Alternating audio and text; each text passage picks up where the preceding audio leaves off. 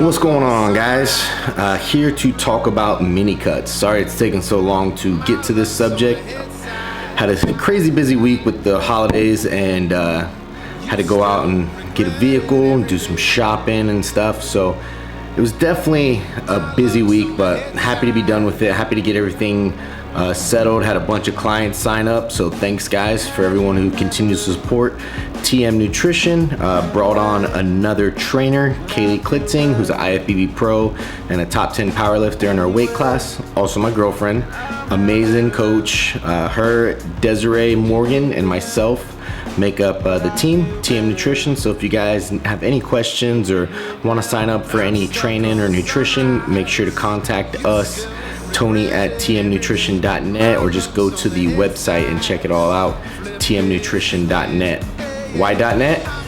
Because somebody has .com, and it's not even a real website, but I digress. So mini cuts, what are they good for? Why did I pursue it?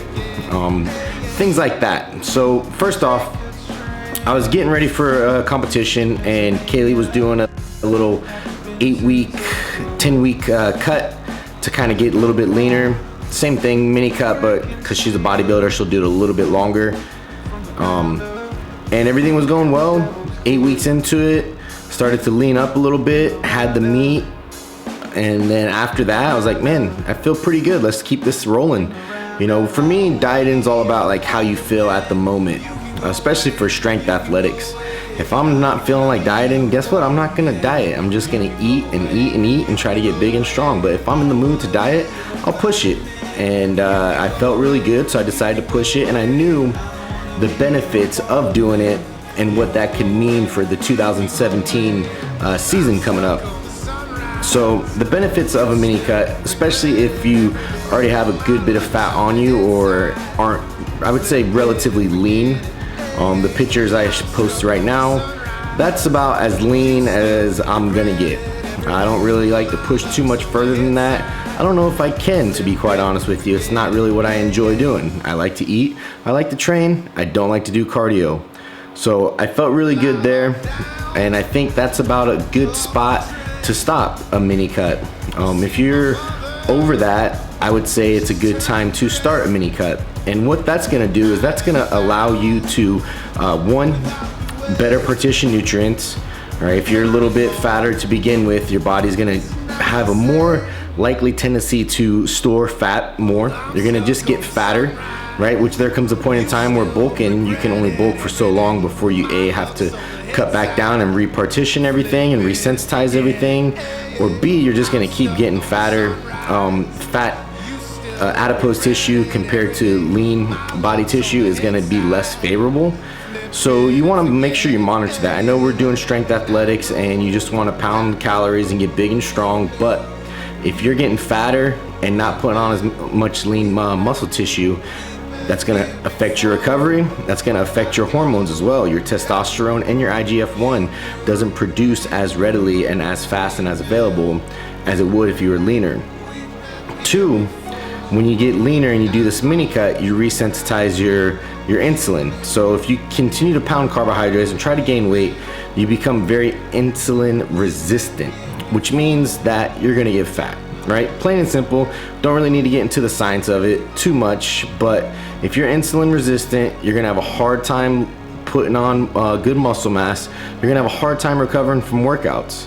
So a 4 to 6 week period of a mini cut where you're decreasing your carbohydrates, decreasing your calories, is gonna help resynthesize your insulin so that when you do come back to training and you do come back to bumping up those carbohydrates around training, then your body's gonna be more adapt to using it in a more advantageous way, right? Insulin is very anti-catabolic.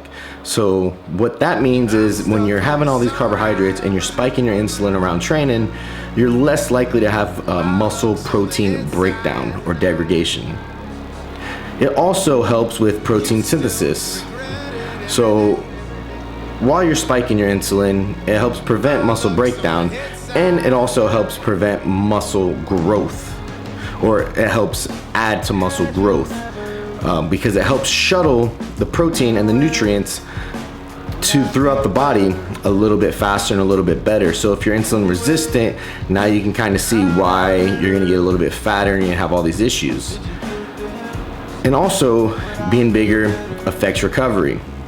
So all these things start to add up to where even though you're putting on the calories, your training is going to be not as optimal as it should be, and everything's going to start to be affected by it, and eventually it's not going to be as advantageous. You're going to have to diet down anyways because you're starting to get fatter.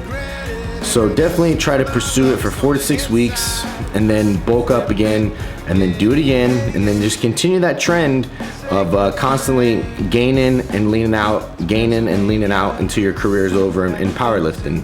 And what that's gonna do is that's gonna allow you to acquire a lot of lean muscle tissue, become a lot bigger and stronger within your weight class, and allow you to stay in your weight class while you acquire this lean muscle tissue. So if you guys have any questions, I've written a few articles on tmnutrition.net. Make sure you go check them out on mini cuts, how to perform them, everything else. Go there, read it, research it. If you have any questions, shoot me an email. I'll do the best I can to answer it. I can't do much on these short little videos, but I think you guys understand the importance of it. I would say as a strength athlete, 4 to 6 weeks is a good time frame.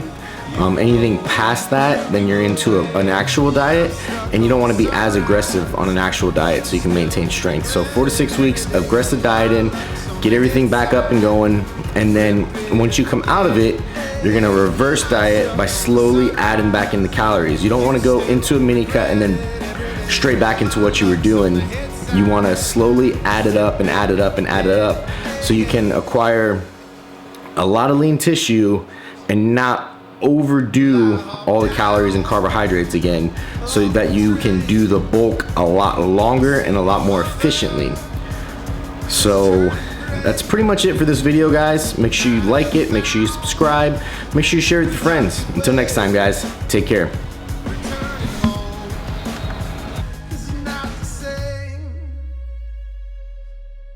I'm stuck on the sunrise. You still regret it every day. My luck's on the head side.